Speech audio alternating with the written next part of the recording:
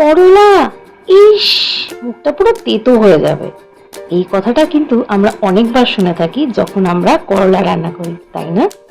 তো চলো আজকে আমি তোমাদেরকে করলার এমন একটা রেসিপি শেয়ার করব যেটা খেলে কিন্তু সবাই মুগ্ধ হয়ে যাবে আর মনেও হবে না যে তেতো খাচ্ছ।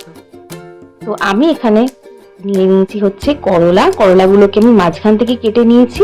আর এখানে আমি নিয়ে নিয়েছি হচ্ছে আলু। তো দেখো আমি কিন্তু আলু উচ্ছেটা সেদ্ধ করে নিয়েছিলাম প্রেসার কুকারে, তারপরে আমি কিন্তু ভালো করে মেখে নিয়েছি। এর মধ্যে আমি এখনো কিছু দিই, কড়াইতে দিয়ে নিয়েছি একটু সর্ষের তেল। এবার আমি দেবো হচ্ছে গোটা সর্ষে, কেটে রাখা রসুন,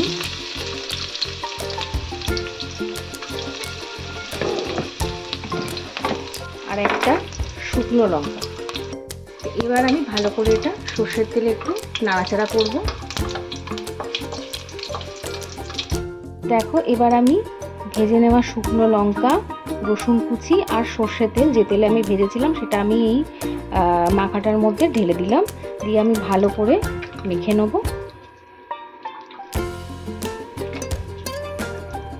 এবার আমি এর মধ্যে দিয়ে দেবো হচ্ছে স্বাদ মতো নুন,